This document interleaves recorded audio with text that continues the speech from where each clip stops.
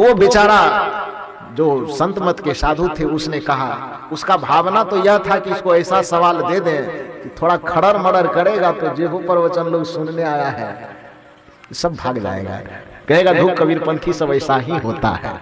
यह सोच करके वो बेचारा प्रश्न किया। ये मत समझना कि हमारे शरीर पर कबीरपंथ का चादर चढ़ा हुआ है तो हम जो बोलेंगे वो केवल कबीरपंथियों के लिए बोलेंगे। यह कभी मत सोचना जीवन में कि हमारे कलम से जो बातें निकलेगी केवल कबीरपंथियों के लिए निकलेगी।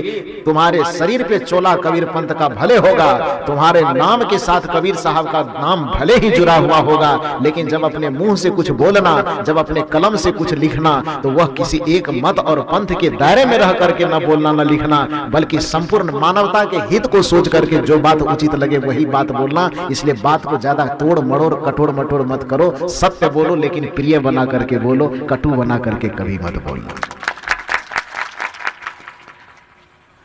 ये रतबारा से ये फोन पर इतनी सारी बात समझाया। उसके बाद फिर मुझे जाने का अवसर मिला, मैं गया तो फिर तो भरपूर लाभ मुझे मिला। वहां सामने में क्या क्या हुई तो उतना बात कैसे बताऊंगा। तो जिस दिन से यह बात गुरुदेव जी ने बताया, उस दिन से जो कबीरपंथ वाला उफान था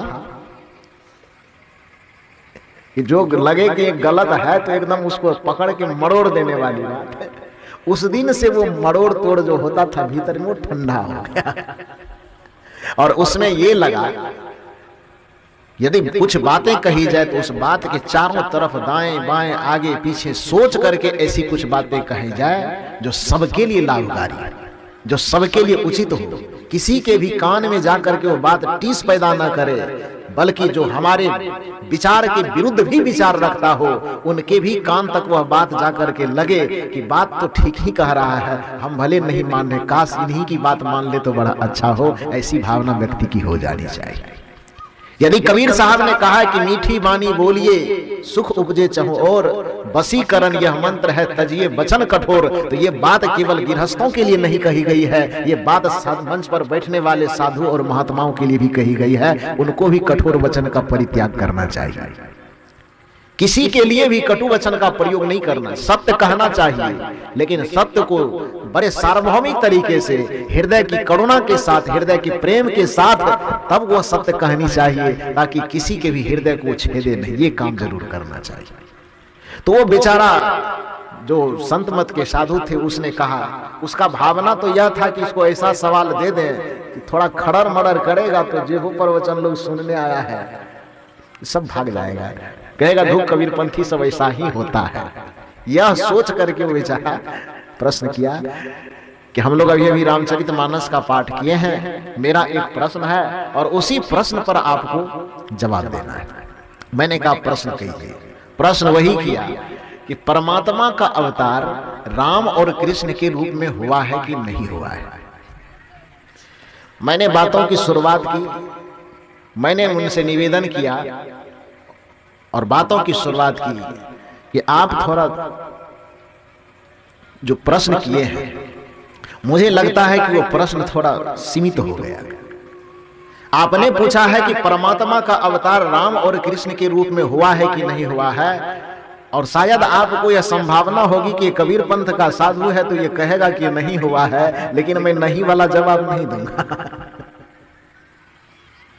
मैं हाँ वाला जवाब दूंगा। लेकिन वो हाँ वाला जवाब भी यदि दूंगा तो वो हाँ आपके सोच में वो बहुत छोटा हाँ होगा। यदि सदगुरु कबीर के विशाल हृदय का हाँ सुनना चाहते हैं तो आप अपने प्रश्न को थोड़ा और विस्तृत कीजिए, और नहीं कर सकते हैं तो मेरे विस्तृत उत्तर को आप सुनने के लिए तैयार रहिए।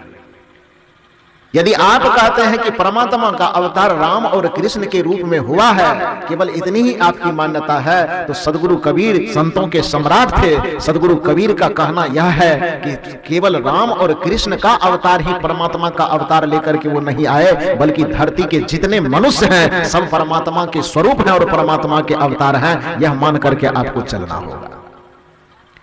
केवल राम और कृष्ण ही क्यों? क्योंकि धरती के जितने स्त्रियां बैठी हुई उसमें सीता पार्वती बनने के सारे गुण मौजूद हैं। धरती के जितने पुरुष बैठे हुए सब में राम कृष्ण बुद्ध और कबीर बनने की 100% क्षमता है। किसी में रत्ती भर भी कम नहीं, किसी में रत्ती भर भी ज्यादा नहीं। कबीर साहब की भाषा में कहे तो सब घट मेरो साइया सोनी सेज न कोई, बलिहारी वा सेज की, जा घट पर घट होई।